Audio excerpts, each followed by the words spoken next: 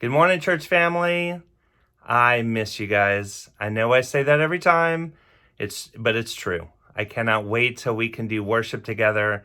I know you're able to see us online, but I can't wait to see all of your beautiful faces out in the pews and doing worship together and getting back in fellowship and glorifying God together, doing ministry together side by side. That day's coming, and we continue to make plans towards that. Got some pretty cool news this last week. Started with Governor Hogan's announcement of churches being included in phase one. That was a little bit of a surprise, a very good surprise. Didn't expect that till later for us to be able to do worship together. Then we knew we needed to wait for the Charles County Commissioners to see if they would make any changes, and sure enough, they did. So they extended that a couple of more weeks. But now, well, as of today, we have a date to be able to come back and do worship together, and that is May 31st. So I'm so excited, very excited to be a part of that, and excited for you guys to come back into the building. And it's been awesome to do church outside the building, but know that it's going to be that much greater when we're back together. Through all that, the staff, we have gotten church leadership together, talked to other pastors and churches, keep looking at the CDC guidelines, a lot of other resources to make sure that when we get back, that we do it right, that we do it God glorifying, that we do it with the safety of our church family in mind, making sure that we are following some good protocols to continue to keep us safe, especially for those at risk, for our elderly. We don't want to be a part of any of the spread of this virus.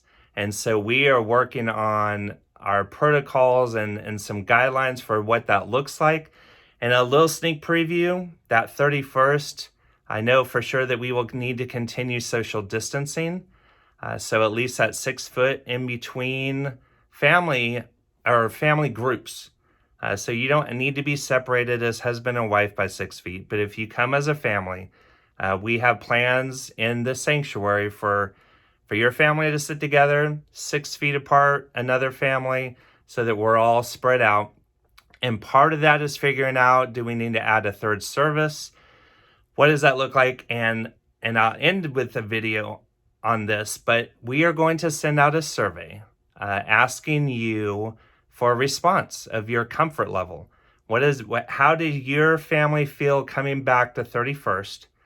If you don't feel comfortable yet, then let us know, just so we can plan and make plans accordingly. And we will have guidelines of how to split all of us up into 3 services if we need to, because we can only maybe hold anywhere from like 60 to 100, 120 people in the sanctuary, depending on family group size, for worship. So we need your help. You're going to see a survey coming out probably even this morning. So it's a simple survey to say, you know what, we're probably going to choose to stay at home and do online, or get us back in that building. We're coming. And realize that there is no judgment with this. This is not a correct answer or wrong answer. This is simply your comfort level. There's no judgment.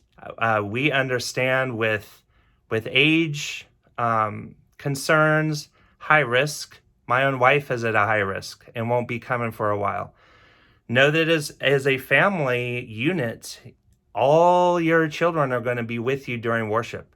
And you may not feel comfortable having, your young ones in worship for 45 minutes and knowing that they just would be, uncontainable, whatever. But it might be difficult. Then stay at home. That's fine. Please know that this isn't the good Christians are coming to church. God is going to be glorified at home. He's going to be glorified in the church building. I talked about that in my sermon, that it doesn't matter where we are, that he's still going to be at work. So please know that do not feel bad if you're not ready to come back. Please, please, please. So we're going to get all of that set up, and you will see, keep an eye out on emails and social media. The protocol's set up. We need to make sure the building's ready. We have hand sanitizer that was ordered a month ago, if not longer, that still hasn't come in.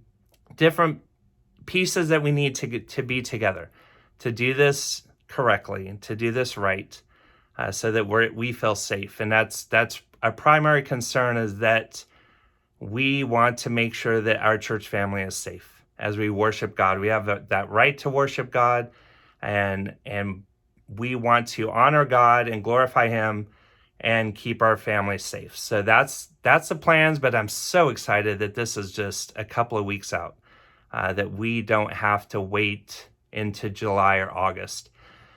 Once worship is set and established, we'll have a timeline for Bible studies to kind of start meeting again in the building. So please keep an eye out for all of that. Pray for wisdom and guidance continually as we do our due diligence and talk to the right people, find the right resources to make sure we are doing this to the very best. And we have a great team of people at church, some medical professionals that are keeping us on task of what needs to happen. So super excited about that. And I pray that we continue to be the church. And man, it's blowing my mind, the things that we are still able to do. Even though we're separated, we're at home, we're not in a building. And I wrote a few things down, kind of keeping a tally. Not a tally, that sounds really bad. Keeping track of all the great things that we continue to do as a church. And I realize things have been canceled, but I tell you, we have helped about 6 families with direct need. And in fact, there's a 7th that we're working on.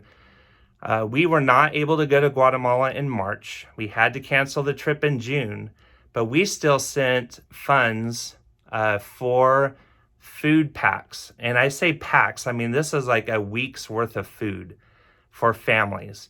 And Pastor Hector, who we were going to, or are working with, and some of the Praying Pelican staff were able to go and purchase 40 meals.